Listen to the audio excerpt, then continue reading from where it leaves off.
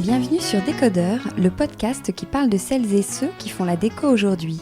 Je m'appelle Hortense Leluc et à chaque nouvel épisode, j'invite à mon micro un architecte ou un designer, une marque reconnue ou émergente, un entrepreneur ou un influenceur, quelqu'un que vous allez connaître ou pas, mais qui dans tous les cas va nous parler déco. Son parcours, son métier, son quotidien, son univers, ses goûts, on saura tout. Enfin, j'espère. Bonjour à tous, merci beaucoup d'être là pour ce rendez-vous déco. Pour ceux qui écoutent pour la première fois, bienvenue. Surtout, n'oubliez pas de vous abonner pour ne pas rater les prochains épisodes. Est-ce que vous saviez que le mot parfum vient du latin perfumum qui signifie par la fumée ? Eh bien, c'est typiquement le genre d'infos que vous allez apprendre avec cet épisode car j'ai la chance de recevoir Agnès Costa qui, avec ses deux sœurs, Françoise et Anne, sont à la tête de la célèbre maison Fragonard. C'est l'une des plus anciennes parfumeries de Grasse et depuis 1926, elle a su évoluer avec son temps pour proposer aujourd'hui un très grand nombre de produits, certes un nombre incalculable de parfums, masculins et féminins, fleuris, boisés ou plus classiques, des savons, des cosmétiques, mais aussi des collections pour la maison, des diffuseurs et des bougies évidemment, des objets déco, du linge, ainsi que toute une ligne de mode, femmes, enfants et hommes tout dernièrement. Sans oublier les musées, ouverts à Paris ou dans le Sud, qui sont autant d'occasions de célébrer les savoir-faire ancestraux et la joie de vivre provençale ou plus lointaine. Bonjour Agnès. Bonjour Hortense. Alors je viens de le dire, Fragonard c'est une histoire de famille avant tout. Est-ce que vous pouvez nous la raconter en quelques mots ? Qui est à l'origine de cette société ? C'est votre arrière-grand-père ? Oui, nous sommes la 4e génération. Mon arrière-grand-père était de Lyon et il était venu s'installer à Grasse parce que la ville était réputée bonne pour l'air. Et quand il est arrivé, il est devenu président du syndicat des parfumeurs et il a eu envie d'avoir son entreprise de parfumerie. Il a racheté une usine de parfums et il l'a baptisé du nom de Fragonard, puisque Fragonard le peintre, Jean Honoré, était l'enfant le plus célèbre de la ville de Grasse, où il était né en 1732. Ah oui, donc c'est pas votre grand-père. Non, mon arrière-grand-père a acheté le nom à la famille Fragonard. D'accord. Alors vous êtes 3 sœurs qui dirigent Fragonard depuis plus de 20 ans. Vous, Agnès, Françoise et Anne, je le disais, vous étiez destinées à ça, petite ? Non, pas du tout. Nous avons été éduqués par des parents absolument formidables. Une mère qui nous poussait à travailler, à faire des études et à avoir une vie professionnelle. Mais un père qui, lui, était plus à l'ancienne et qui disait « Je n'ai que des filles ». En Provence, vous savez, quand on n'a que des filles, on n'a pas d'enfants, on disait. Donc, il disait « Je n'ai que des filles, je travaillerai avec mes gendres ». Et puis, rapidement, il a compris que finalement, c'était peut-être pas si mal de n'avoir que des filles. Et il est venu me demander de le rejoindre. Donc vous avez travaillé avant ? Vous faisiez autre chose Oui, avant ? j'ai travaillé. D'abord, j'étais partie, j'ai eu mon bac très tôt, à 16 ans. J'étais partie vivre à Paris, où je travaillais dans la publicité et dans plein de choses. J'ai travaillé pendant toutes mes études. J'ai fait beaucoup de choses parce que j'étais très active et aussi très dépensière. Et vous avez été appelée ? Et mon père est venu me chercher en me disant « Viens, tu verras, ce sera formidable ». Et je me sentais une responsabilité vis-à-vis des gens qui travaillent chez nous depuis, donc, qui avaient suivi les 3 générations précédentes, et puis aussi le milieu. La parfumerie, c'était un sujet qui m'inspirait beaucoup. Moi, j'ai une tendance très créative, donc je me disais, il y a plein de choses à faire. Alors, mais comment on travaille à 3 ? Parce qu'après, vous avez été rejoint par vos sœurs. J'imagine que vous êtes répartis les rôles. Quels sont-ils ? Ça a été très facile parce qu'en fait, nous nous entendons d'abord très bien. Nous sommes très proches en âge puisque nous avons un peu moins de 2 ans d'écart chacune. Et nous sommes très proches dans l'éducation, dans le goût, dans la façon de vivre. Et nous nous entendons extrêmement bien. Donc c'est moi qui ai demandé à Françoise de venir me rejoindre parce qu'à 22 ans, c'était dur. Le monde de l'entreprise familiale, les gens qui ne me voyaient pas arriver forcément d'un très bon œil. Et puis tout ça se passait à une époque où les gens étaient quand même très machos. Donc des filles en plus, c'était pas facile. Françoise est venue et entre Françoise et moi, le partage des tâches s'est fait de façon extrêmement empirique et extrêmement parfaite. Nous avons toutes les deux une immense complémentarité. Et nous travaillons sur des sujets différents, mais nous pensons de la même façon. Et alors, c'est-à-dire, quels sont vos sujets ? Alors moi, je m'occupe de tout ce qui est la création et la partie externe de l'entreprise. Donc, ça va du commercial, faire connaître nos établissements. Fragonard reçoit 1,5 million de visiteurs par an. Nous avons un gros service tourisme, service export, l'image, la communication, le développement, les nouvelles boutiques, les musées, la culture, et puis bien évidemment les produits. Ce qui est quand même la partie que je préfère, la création artistique. Et puis Françoise s'occupe de tout l'interne, et donc cela recouvre la finance, l'administratif, la gestion, le personnel, tous les sujets qui paraissent plus austères à moi, mais qui sont totalement complémentaires avec les miens. En revanche, nous nous retrouvons sur toutes les grandes décisions, toutes les décisions stratégiques, tous les goûts, je lui montre toutes les collections avant qu'on les fasse. Je veux dire, nous avons une complicité absolue et parfaite, et notre autre sœur, la troisième de la famille, Anne, elle a des capacités différentes, mais très complémentaires aussi. Et alors, sans faire de la psychologie de comptoir, est-ce que ça change quelque chose dans les rapports familiaux ? Est-ce qu'à Noël, vous allez parler boulot ? Non, nous passons très souvent nos vacances ensemble parce que nous sommes très proches. Mais oui, on en parle forcément un peu puisque ça fait partie de nos vies. Mais non, on arrive à bien décrocher. Vous avez la même stratégie, la même philosophie. La même façon de penser. Nous avons les mêmes jugements sur les gens.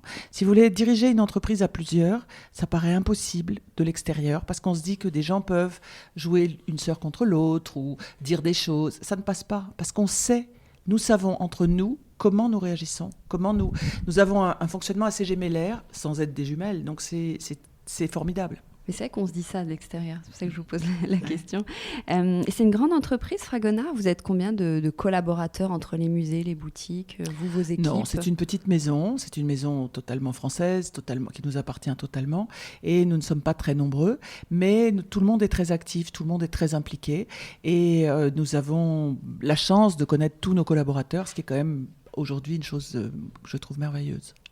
Alors même si vous proposez de plus en plus de produits art de vivre, on va en parler après, notamment de la déco, sinon on ne serait pas ici. Votre cœur de métier à l'origine, c'est le parfum, donc c'est l'occasion de vous poser quelques questions sur le sujet. D'abord, tout simplement, comment on crée un parfum ? Si vous pouviez nous expliquer en quelques mots quelles sont les grandes étapes de fabrication d'un parfum ? Alors, il y a plusieurs métiers qui rentrent dans la fabrication d'un parfum. D'abord, il y a le nez, le créateur de la fragrance. Donc nous travaillons avec des gens à qui nous parlons, c'est-à-dire que quand j'arrive avec mon petit comité de création, parce que j'ai un directeur artistique, j'ai 2-3 collaborateurs très proches, avec lesquels nous racontons une idée. On part d'une histoire, on dit tiens, on a envie de faire un masculin qui s'appellerait comme ça, qui sentirait ci et ça, mais après, nous confions le bébé, notre idée, à un nez qui va le mettre en odeur, en fragrance. Et pour ça, les nez les plus formidables de Paris travaillent avec nous parce que nous sommes une petite structure avec un pouvoir de décision rapide. Il n'y a pas de comité de marketing qui va décider si le parfum va aussi bien aller à une coréenne qu'à une ukrainienne. Et donc, nous travaillons avec des gens d'extrême grande qualité qui ont plaisir à travailler avec une petite maison, mais avec une grande liberté.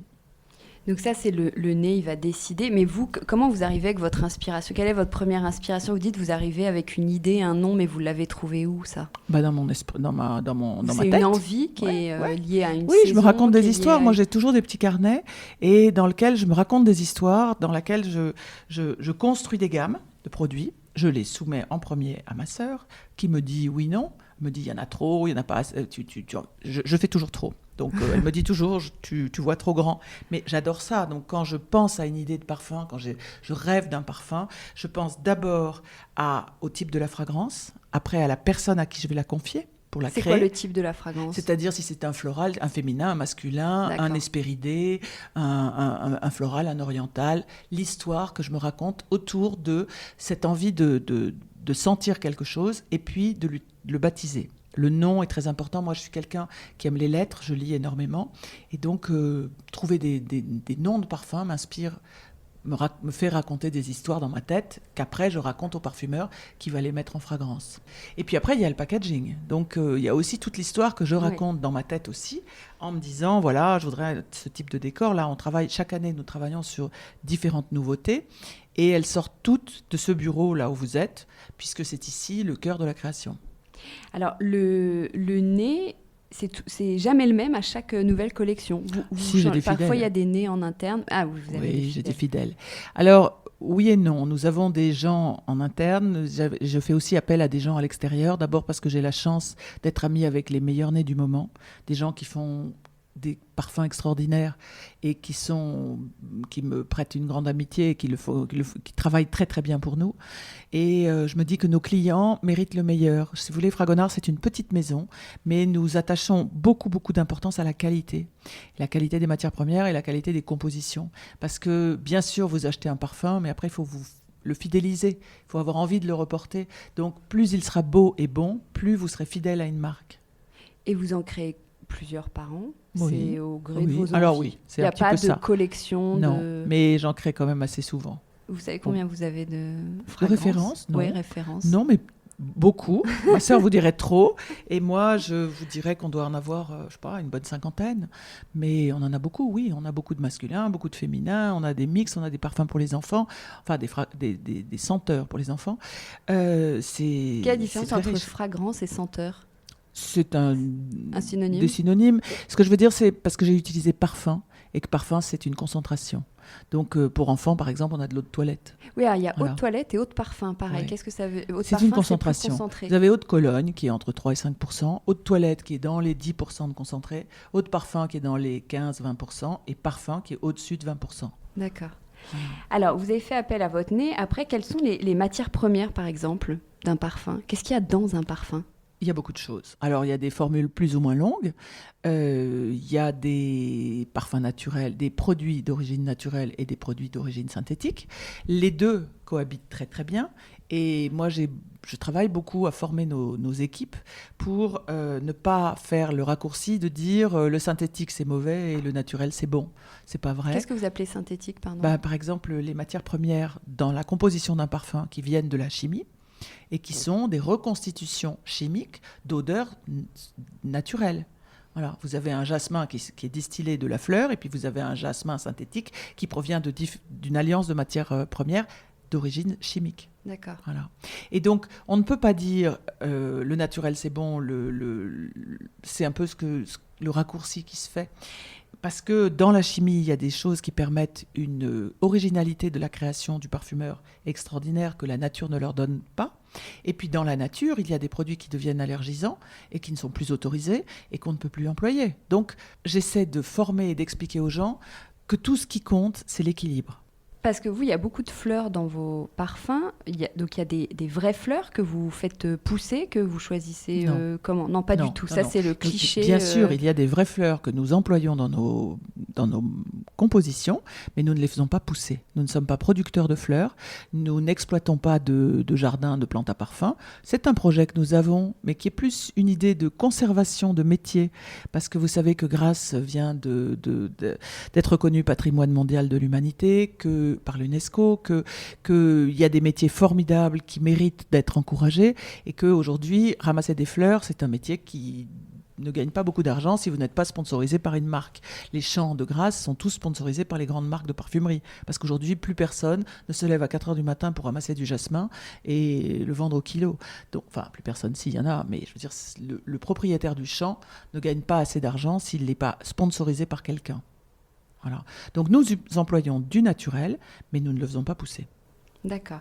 Et alors ensuite, vous créez un contenant, un packaging, et ça c'est pareil, c'est vous travaillez avec votre DA qui... Alors nous cherchons des flacons, des pompes, des capots, soit nous les faisons dessiner, et puis après les packaging, donc les boîtes que nous dessinons aussi, les étiquettes. Oui, nous avons une petite équipe assez restreinte.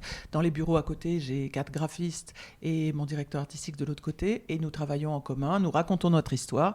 Nos graphistes nous proposent des packs, des boîtes, et nous décidons. J'imagine que vous avez des grands classiques. Est-ce qu'il y a une senteur qui marche mieux qu'une autre? Nous avons 2 best-sellers chez Fragonard qui sont totalement différents l'un de l'autre. C'est assez amusant parce que ça dure depuis que je suis là, puisque c'est moi qui les ai lancés, mais c'est très très très différent. Nous avons une eau de parfum qui s'appelle Belle de Nuit et qui est la réécriture d'un parfum classique des années 30 de la maison Fragonard. Comme je trouvais le nom très beau, nous l'avons réveillé avec une fragrance plus contemporaine qui doit dater d'il y a déjà une bonne vingtaine d'années, et qui est un best-seller depuis lors, qui est un parfum oriental assez lourd, assez sucré, assez fort.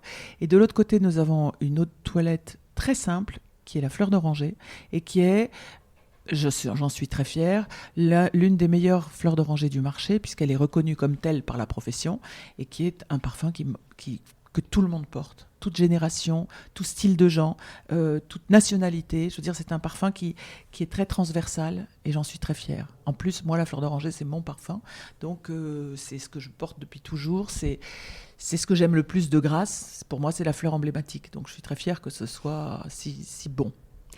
Alors, on va parler un tout petit peu d'argent, entre guillemets. Vos eaux de toilette, elles sont proposées à partir de prix hyper raisonnables, à partir de 30 €. J'ai regardé sur Internet. Même moins. Oui, on a des eaux de toilette à 18 €. Ouais. Alors, comment vous faites pour proposer des prix si bas et comment on explique que d'autres parfums soient hyper chers? Il y a plusieurs raisons. La première, c'est que nous sommes fabricants, donc producteurs et distributeurs. Nous avons nos usines de fabrication et nos points de vente. Donc nous n'avons pas d'intermédiaire, nous n'avons pas besoin de multiplier, puisque la plupart des parfums que vous achetez dans le commerce sont fabriqués par quelqu'un, commercialisés par quelqu'un, peut-être d'autres, et vendus encore par un troisième. Donc les marges se multiplient. Ensuite, nous avons peu de publicité. Nous n'en faisons pour ainsi dire pas. Nous n'avons pas d'égérie, nous n'avons pas de campagne publicitaire, nous n'avons pas de dépenses marketing monstrueuses comme beaucoup de marques sont obligées de faire pour se faire connaître et aussi pour se faire référencer. Nous sommes référencés dans nos points de vente, nous en avons une vingtaine, un service de vente par correspondance et ça permet de faire bénéficier à nos clients de marges réduites et de prix très intéressants. Et après, la vraie raison aussi qui nous pousse, mes sœurs et moi-même, c'est la politique de la maison. Fragonard, c'est une maison accessible. Et notre idée, c'est le luxe accessible. C'est-à-dire que tout ce que nous fabriquons, nous voulons qu'il rentre chez nous, qu'il soit à la hauteur de nos exigences, et nous en avons beaucoup, mais qu'il soit abordable, que tout le monde puisse se rapporter un petit souvenir de sa visite chez Fragonard. Il y a un an, vous en parliez, Grasse a reçu la certification donc, de patrimoine immatériel culturel de l'humanité pour son savoir-faire dans la parfumerie. Est-ce que ça a changé quelque chose pour vous ? Oui, ça a changé que Grasse est redevenu le devant de la scène de parfumerie. C'était très important, c'était une très belle initiative du sénateur qui nous représente, Jean-Pierre Leleux, et c'est formidable de l'avoir obtenu parce que c'est un métier merveilleux, le parfum, c'est très spécifique à la France, et Grasse avait perdu son lustre, c'était dans les grandes maisons de parfumerie, ils avaient tous fermé leurs bureaux grassois pour s'installer à New York, à Paris, à Genève, c'est là que sont les centres de création de parfumerie, et ça a remis Grasse au centre du jeu. Et pourquoi tout se passe à Grasse à l'origine ? Probablement parce qu'au XVIIIe siècle, avant c'était Montpellier en France, et au XVIIIe siècle, le fait que les gantiers, qui étaient les tanneurs qui faisaient du cuir à Grasse, ont adopté la mode italienne du gant parfumé et la proximité avec le port de Marseille, les échanges Orient-Occident pour l'arrivée des matières premières et les petites parcelles de terrain, le climat magnifique de la Côte d'Azur qui faisait pousser les fleurs, ont fait une conjonction qui a permis à Grasse de devenir un espèce de centre qu'on ne pouvait pas rater pour la création de parfumerie. Et les premiers parfums ont été créés à Grasse ou pas du tout ?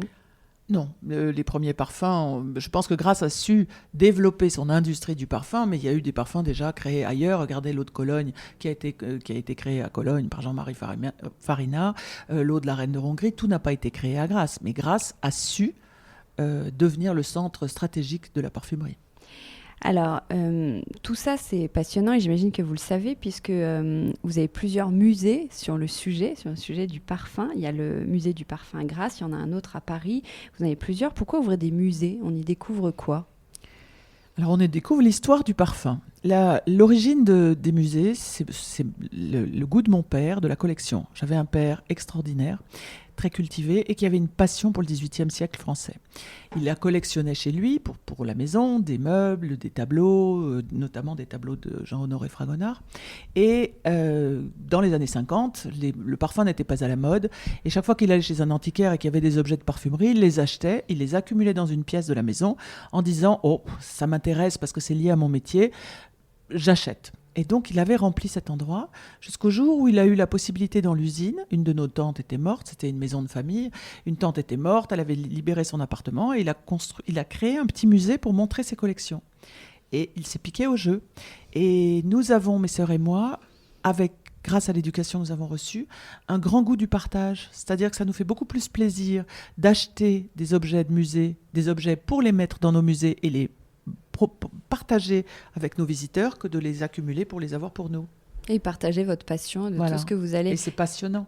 C'est passionnant. D'abord, la culture est quand même un moyen d'apporter du bonheur aux gens qui est très important. Et puis, nous avons un métier formidable. Nous avons une chance folle. Nous sommes nés à Grasse, une ville merveilleuse. Sur la Côte d'Azur, tout le monde en rêve. Avec un métier qui fait rêver le monde. Faire du parfum, c'est merveilleux. S'occuper de fleurs, mais s'occuper aussi de transmettre ce patrimoine et de montrer. Et mon père avait collectionné, nous continuons à collectionner. Ma mère aussi était collectionneuse, c'était devenu un petit peu un virus dans la famille. Et nous avons la chance d'avoir 3 musées à Grasse dans lesquels nous présentons des parfums, une collection de parfums, mais aussi une collection de costumes et de bijoux provençaux et une collection de tableaux autour de peintres grassois. Et pour nous, c'est merveilleux. Et où est-ce que vous les trouvez, tout ce que vous... moi, j'ai l'habitude, dans la déco, on parle de chiné, de brocante, mais alors vous, les petits objets... Ah oui, on fait ça aussi. Alors, d'abord, nous avions un grand fonds, puisque les premiers musées ont été ouverts par mon père, donc on avait déjà un beau fonds, il l'a collectionné jusqu'au dernier jour de sa vie. Ensuite, ma sœur Françoise est une passionnée des ventes aux enchères, et elle vit sur Internet pour les trouver. Elle chine beaucoup. Moi, j'adore ça aussi. Puis après, nous avons des marchands qui viennent nous proposer, parce que les gens nous connaissent et savent que nous allons les exploiter. D'abord, nous allons les acheter. C'est un musée privé, ça va assez vite pour acheter. Et ensuite, nous allons les exposer, nous allons les montrer. Nous avons des familles qui viennent nous proposer des tableaux, des objets, des costumes, des flacons. Nous avons beaucoup de moyens de trouver des choses. Et vous avez aussi un nouveau projet de musée à Arles, un hôtel particulier, je crois que vous allez rénover avec le studio KO, qui a réalisé donc le musée Yves Saint-Laurent à Marrakech. Qu'est-ce qu'il aura de plus, ce musée ? C'est encore une nouvelle aventure. Si vous voulez, il y a quelques années, nous avons présenté, ma mère collectionnait donc les costumes et les bijoux provençaux, et il y a 5 ans, nous avons invité à présenter sa collection, la collection d'une amie de ma mère, une dame très âgée, qui toujours vivante, et qui a collectionné le costume arlésien toute sa vie, et qui a des centaines et des centaines de pièces sublimes qui recouvrent le 17e, 18e et 19e siècle de la mode arlésienne. Cette dame, malheureusement, est très âgée. Ses filles ont décidé de se séparer de leur collection et nous font la grande confiance de nous la vendre. Nous l'avons d'abord commencé à l'acheter en se disant on la présentera à Grasse et on présentera les collections de nos 2 mères, puisque nous sommes amis avec les filles, ensemble. Et puis, petit à petit, nous avons rencontré la mairie d'Arles qui a dit on ne peut pas laisser partir une collection aussi historique. Et puis, nous avons rencontré des gens, et nous avons parlé, et nous avons eu l'occasion d'acheter un hôtel particulier magnifique en plein cœur d'Arles, pour lequel nous avons cherché des architectes. Voilà. Après, j'ai eu l'idée une nuit d'interroger le studio KO en me disant, après tout, ils ont fait le musée de Marrakech, c'est un studio extrêmement contemporain et minimaliste. Ça serait peut-être un écrin magnifique pour ce nouveau musée. Et ils ont dit oui pour l'aventure, ce qui est formidable pour nous. Et vous ouvrez aussi au public les portes de votre usine à Grasse. Vous en avez aussi une autre à Èze, un peu plus loin vers Saint-Jean-Cap-Ferrat, et aussi une 3e que vous appelez la Fabrique des Fleurs, qui est un peu votre laboratoire et les salles de conditionnement des produits. Ce sont des visites qui sont possibles quasiment tous les jours, gratuitement. Je tenais à le préciser parce que c'est ce qui va avec ma question. C'est très généreux. Pourquoi faire ça ? Pourquoi rendre public vos procédés de fabrication et en plus de manière gratuite ? Vous pourriez faire payer pour ça ? Non. Alors, l'optique de Fragonard n'a jamais de faire payer. Tous nos musées, même le musée du costume ou le musée de Jean-Honoré Fragonard, sont gratuits. Mais le principe était de dire, vous venez chez un producteur, vous voyez comment nous travaillons, et bien sûr, à la sortie, vous n'avez pas payé d'entrée, mais à la sortie, il y a un magasin. Donc, il y a quelqu'un qui a un jour eu cette formule que je trouve un tout petit peu, qui m'amuse, qui dit, vous êtes le seul musée où l'entrée est gratuite et la sortie est payante. Alors, c'est pas vrai, dans le sens où tout le monde est libre de ne pas acheter, mais évidemment, nous faisons tout pour leur donner envie de s'acheter un souvenir. Et l'un dans l'autre, le système fonctionne. Donner est toujours une chose bien. Partager est toujours une chose importante. Et nous, donner quelque chose d'intéressant, que les gens qui viennent chez nous rapportent un souvenir, une expérience. Aujourd'hui, tout le monde cherche ça. Tout le monde cherche à faire l'expérience de plus encore que la possession. Mais nous, c'est quelque chose que nous avons dans nos gènes. L'usine a été ouverte au public en 1926. Et donc, à l'époque, il y avait 5 personnes qui travaillaient dedans. Donc, aujourd'hui, c'est l'ADN de Fragonard, c'est la gratuité. Et si vous avez aimé votre visite et que vous aimez nos produits, vous pouvez vous acheter un souvenir. Comment vous définissez justement l'univers, l'identité de Fragonard ? Alors nous sommes une maison de famille provençale dans laquelle il y a beaucoup de joie de vivre. Je pense que ça, c'est les choses les plus importantes pour nous. Je vous ai parlé du luxe abordable, qui est aussi un point très important, c'est-à-dire que nous consacrons beaucoup d'argent à ce que nous mettons dans nos flacons, dans nos savons, dans nos crèmes, dans tous nos produits, dans les produits de mode et de maison aussi. Nous avons des prix raisonnables parce que nous avons cette politique très importante de partage et que tout le monde puisse s'offrir quelque chose. Parfois, quand nous faisons les prix de vente, je ne suis pas logique avec ce que nous devrions faire comme marge. Mais je trouve que le prix psychologique est important et que si on peut se le permettre, il faut le faire. Mais quelle est votre stratégie pour tenir face aux géants ? On en parlait un peu tout à l'heure, ces marques de mode ou de luxe qui sont quand même largement implantées dans le monde du parfum aussi. Est-ce qu'ils vous font peur ou... Pas du tout. Pas du tout, j'ai Pas du l'impression. tout, mais vous savez, nous avons une position très particulière. Moi, j'ai tendance à dire que nous avons la chance de pouvoir faire le marketing du cœur. C'est-à-dire que nous fabriquons ce que nous aimons, nous le faisons comme nous le voulons, nous sommes extrêmement libres. Nous fabriquons et nous distribuons. Et quand on me dit quel est votre concurrent, j'ai du mal à répondre. Parce que, si vous voulez, l'Occitane est énorme et ne fait que du parfum. Les grandes marques de parfumerie sont des grandes marques. Nous sommes une belle maison, mais nous sommes une maison modeste par rapport aux grandes marques de parfumerie. Mais nous faisons quand même des produits de très grande qualité. Donc, nous n'avons pas une vraie concurrence et donc nous avons une grande liberté. Et quand je parle avec nos confrères de la parfumerie, qui sont par exemple les marques de niche, et qu'ils me racontent leurs problèmes, c'est très confortable pour moi parce que je ne les ai pas. Je veux dire, nous sommes très libres. Nous vivons dans un petit monde Fragonard qui est assez béni. Nous avons cette chance-là. Et pour l'instant, ça fonctionne. Ça fonctionne depuis plus de 90 ans. J'espère que ça va continuer. Alors, en plus du parfum, vous avez une collection art de vivre. J'en parlais au tout début, des accessoires, de la déco. Quelle a été la passerelle entre le parfum et l'art de vivre ? Pourquoi vous avez décidé d'aller vers autre chose ? Le musée du costume. En 97, j'ai convaincu ma mère de nous donner ses collections. Ma mère collectionne. Quand nous sommes partis, comme nous étions 3 sœurs très proches, nous sommes donc partis de la maison toutes les 3 plus ou moins en même temps. Et ma mère, s'est retrouvée face au syndrome du nid vide avec 3 filles avec lesquelles elle s'entendait extrêmement bien. Elle était très heureuse, qui étaient toutes parties faire leurs études ailleurs. Ce qui fait qu'elle a retrouvé ses racines provençales. Elle est partie sur les routes de Provence et elle a commencé à collectionner les costumes et les objets provençaux qui avaient bercé sa jeunesse. Quand elle a rempli leur maison de costumes, de bouties, de fichus, de croix, de tous les objets de l'histoire de la Provence, et qu'il y en avait partout, je lui ai dit « Donne-les-nous, on va faire un musée ». Alors là, elle a eu du mal en me disant, tu sais, les textiles, c'est fragile, ça craint la lumière, ça va s'abîmer. Les gens qui les ont conservés pendant 200 ans dans les placards, parce que vous savez, avant, on disait, c'est trop beau pour être porté, donc on faisait un trousseau, puis on ne l'utilisait pas. Donc les tissus qu'elle achetait étaient quasiment neufs, mais chargés d'histoire. Et je me suis engagée à faire un musée à l'abri de la lumière et de la chaleur, de façon à préserver les textiles, tourner les collections. Nous avons monté ce musée avec à l'époque une amie, Jacqueline Morabito, qui a fait un très charmant musée à Grasse autour de ses collections. Et puis, bien évidemment, j'ai proposé une visite gratuite avec des produits à vendre à la sortie. Voilà. C'est comme ça que... On a fait nos premiers boutiques, nos premières nappes, sets de table, les premiers produits. J'ai rencontré notre directeur artistique Jean Huège, qui est à mes côtés depuis 20 ans, avec lequel nous avons entamé cette aventure. Puis nous avons bifurqué vers une mode qui n'est pas de la mode, mais qui sont des vêtements faciles, qui sont des choses un peu indémodables, mais qui sont les choses que nous fabriquons et nous portons. Et donc, Fragonard, c'est un art de vivre. C'est plusieurs pièces de la maison, la salle de bain avec le parfum, l'art de la table, le placard des vêtements. C'est un petit peu toute la maison. Donc toujours en fil rouge, l'axe provençal, même sur cette partie plus lifestyle. Oui et non. C'est la Provence parce que ce sont nos origines, mais c'est aussi le voyage. Donc moi, je suis une infatigable voyageuse. Je pense toujours à avoir un pied dans la valise.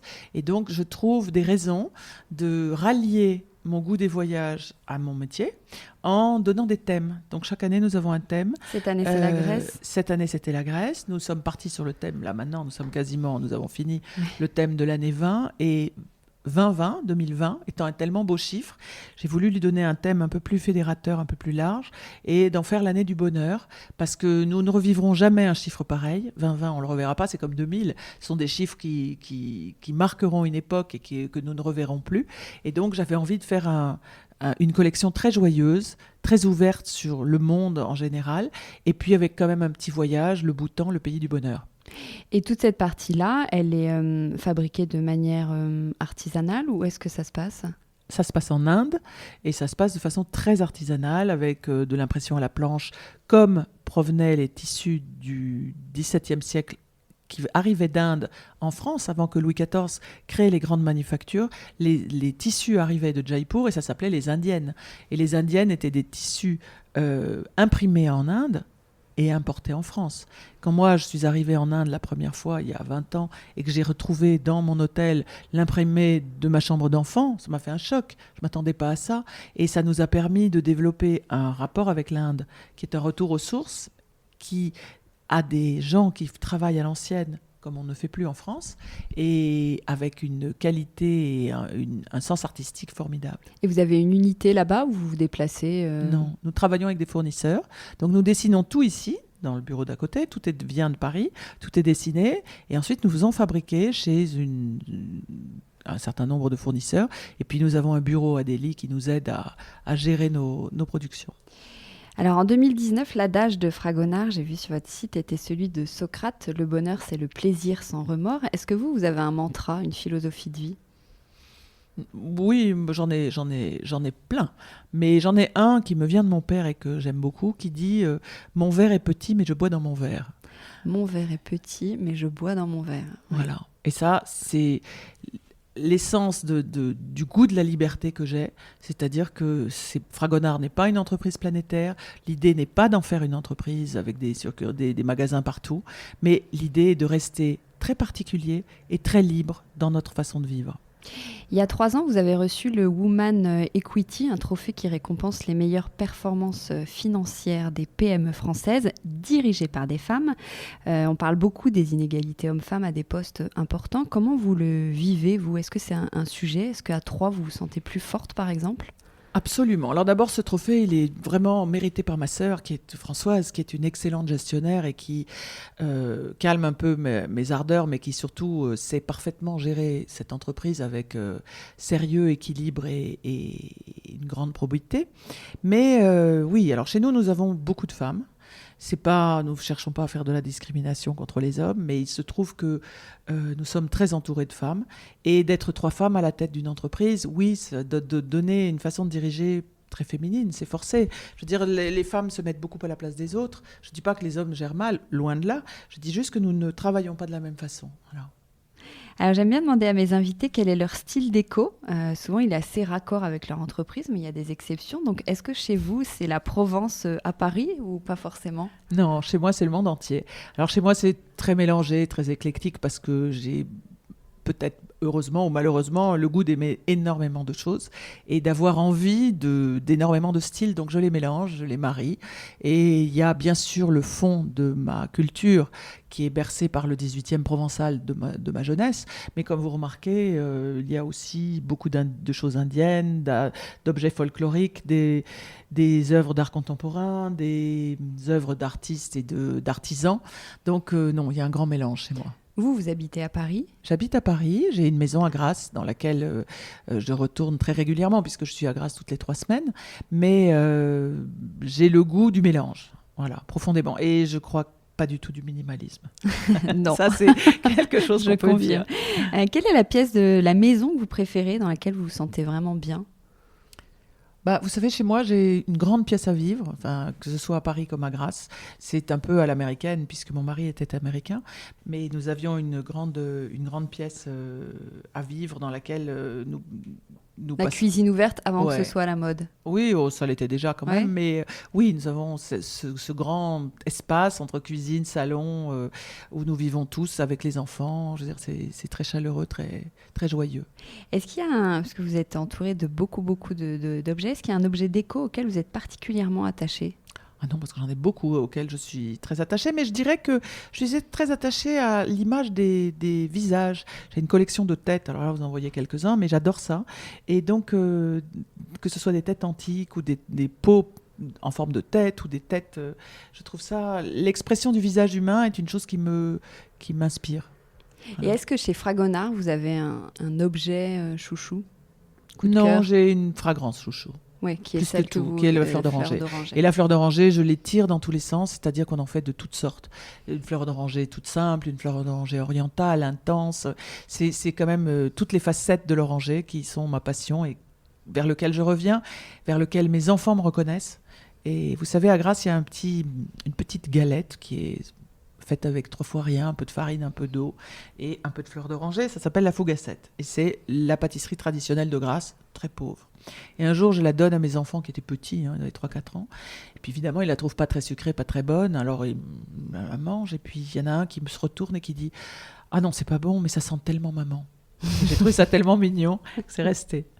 Est-ce que vous parlez de vos enfants justement, est-ce qu'ils sont pressentis pour reprendre les rênes ou c'est pas encore Alors mes enfants seront libres de faire ce qu'ils veulent, de la même manière que moi j'ai été libre de venir, de rejoindre l'entreprise. À l'époque, c'est parce que je n'étais pas un garçon, mais en attendant, j'étais libre de ne pas venir et je l'ai beaucoup apprécié. Donc oui, mes enfants seront libres de choisir le métier dont ils rêvent et si c'est autre chose, grand bien leur fera. Mais rentrer dans l'entreprise, il faudra aussi le mériter. C'est-à-dire que bien sûr, ils seront privilégiés puisqu'ils sont mes enfants, mais il faut aussi le mériter. Fragonard est une entreprise très sérieuse.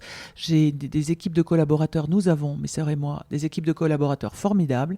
Bien sûr, nos enfants ont de la chance, mais il faudra la mériter, cette chance. Alors, on va terminer avec les questions à Watt 1000. Et cette fois, ce sont des questions spéciales sud, et particulièrement sur les expressions typiques. Donc, ce sont des questions à 4 €, le prix d'une fougasse aux olives. Je ne sais pas combien coûte la fougassette là, dont vous parliez. Moins. Elle n'a même pas les olives. Alors, question à 2,50 €. Est-ce que vous savez ce que veut dire « il y a des gains » ? Il n'y a rien. Ouais. On est esquiché. On est serré, on est coincé.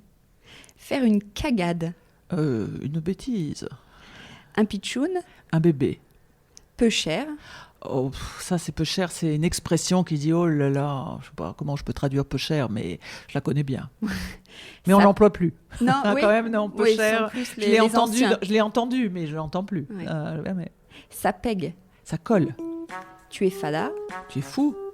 Et arrête de bisquer. Arrête de t'énerver. Ouais. Merci beaucoup, Agnès. Merci à vous, Hortense.